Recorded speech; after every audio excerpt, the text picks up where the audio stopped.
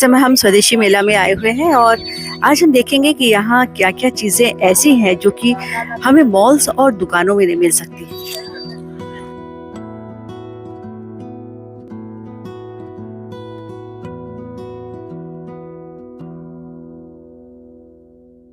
दोस्तों, इस समय हम आए हैं स्वदेशी मेले में और स्वदेशी जागरण मंच की इकाई है भारतीय विकास विपणन केंद्र और स्वदेशी मेले के जो प्रबंधक हैं सुब्रत चाकी जी हमारे साथ हैं और आइए उनसे बातचीत करते हैं। सुब्रत जी नमस्कार, बहुत बहुत स्वागत है आपका। जी, गोपा टॉक्स के लिए आज खास बातचीत सुब्रत चाकी जी से। सर, हम ये जानना चाहेंगे कि ये जो स्वदेशी मेला है इसके आयोजन के पीछे क्या उद्देश्य है? देखिए, ये स्वदेशी जागरण मंच इस देश में 1991 से काम कर रही है जी।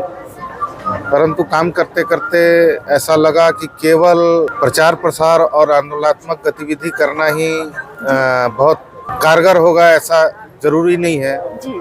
लोगों को स्वदेशी और विदेशी वस्तुओं में फर्क भी बताना पड़ेगा जी। तो फिर स्वदेशी जागरण मंच ने स्वदेशी विदेशी वस्तुओं की सूचियां बांटनी शुरू की, लेकिन जब उससे भी लगा कि ये भी बहुत कारगर नहीं हो रहा है तो प्रत्यक्ष रूप से लोगों को इसका परिचय हो कि कौन सी कंपनी स्वदेशी है, कौन सी विदेशी है। आखिर बाजार में कहीं ना कहीं हमको बताना पड़ेगा कि स्वदेशी वस्तुओं का महत्व क्या है जी। तो ये सब सोचकर स्वदेशी जागरण फाउंडेशन ट्रस्ट बनाया गया और उसके तहत उसकी एक इकाई है भारतीय विपणन विकास केंद्र, क्योंकि ये एक प्रकार से इनडायरेक्टली व्यापारिक गतिविधि है, इसलिए इसमें जीएसटी और टीडीएस वगैरह के सारे नॉर्म्स फॉलो करने पड़ते हैं।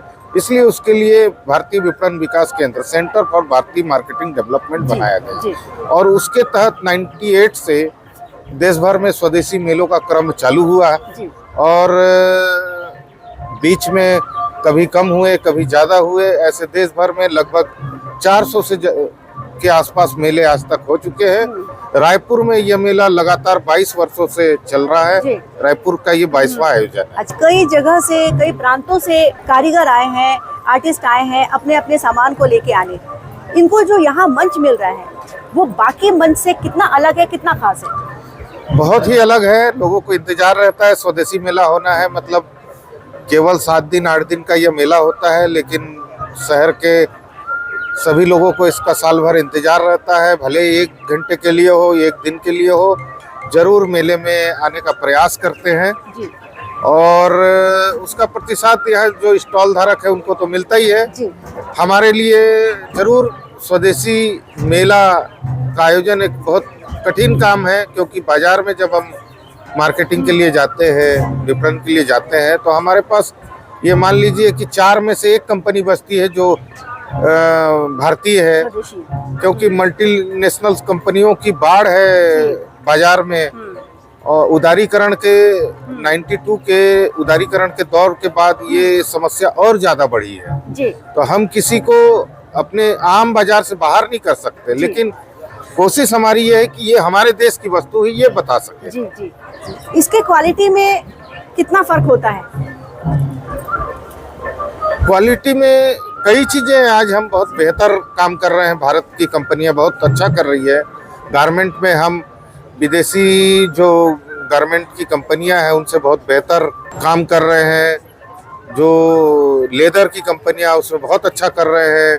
कई मशीनरी और कई प्रकार के रेडीमेड के, कई प्रकार के खाने पीने की वस्तुएं हैं, कई चीजें जैसे एफएमजीसी में जी। उसके अलावा ग्रोसरीज में हम बहुत बढ़िया कर रहे हैं, जो मल्टीनेशनल कंपनियों से बेटर है। आज हमारे यहाँ हम भी कई बाजार में जाते हैं तो अपने यहाँ की कंपनियां ज्यादा महंगी दामों पर बिकती हैं, तो ये फर्क तो आया है बाजार में।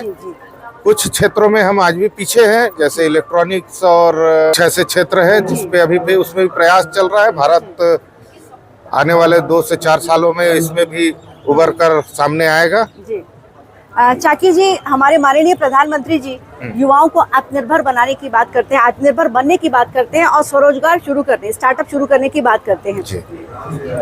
युवाओं को आत्मनिर्भर बनाने की दिशा में स्वदेशी मेला कितना लाभदायी और कारगर साबित हो सकता है? युवा स्टार्टअप के लिए जो युवा यहाँ देखते हैं, एक उदाहरण है हमारे पास कि एक नाम मैं भूल रहा हूँ, एक धमतरी से जी। लड़की आती थी, अपने हर्बल का स्टॉल लगाती थी। अच्छा। और आखिरी में स्टार्टअप था और आखिरी में सबसे कम दरों का, या जिनको हम स्वयं सहायता समूह या ऐसे किसी माध्यम से, अन्य माध्यमों से फ्री में स्टॉल देते हैं, उसमें बैठती थी।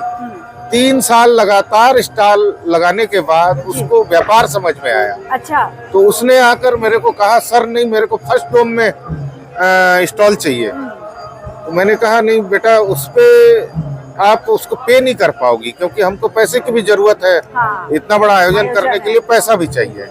तो नहीं सर, कितना लगेगा पेमेंट? तो मैंने उसको राशि बताई, तो वो सहर्ष तैयार होगी, बोले व्यापार को मैं व्यापार की तरह ही करूंगी और मैं यहीं से खड़ी होंगी। और आज वो बहुत अच्छी इंटरप्रेनर है और पैसा देकर स्टॉल लेती है। ऐसे भी उदाहरण युवा स्टार्टअप के लिए बहुत सारे मिलते हैं जी। और राष्ट्रीय स्वयंसेवक संघ की स्वावलंबी भारत जो अभियान है, वो क्या इससे जुड़ा हुआ है? जी, स्वावलंबी भारत अभियान भी हमारा ही एक उपक्रम है स्वदेशी जागरण मंच का, जिसमें देश भर के 32 ऑर्गेनाइजेशन प्रत्यक्ष अप्रत्यक्ष रूप से जुड़े हुए हैं, जो अपने अपने क्षेत्र में जहाँ जिसकी जितनी पहुंच है, जिस क्षमता है, उसके अनुसार काम कर रहे हैं। नए युवाओं को खोज कर लाना, उनको स्टार्टअप के माध्यम से उनको जानकारी देना, इसका उद्देश्य है कि हम स्वयं उनके बीच एक माध्यम बन सके, उनको जानकारी उपलब्ध कराने का। जी। आपने बहुत अच्छी जानकारी दी सूरज जी, और आपने इतना समय दिया हमें, उसके लिए आपका बहुत बहुत धन्यवाद। नमस्कार। नमस्कार।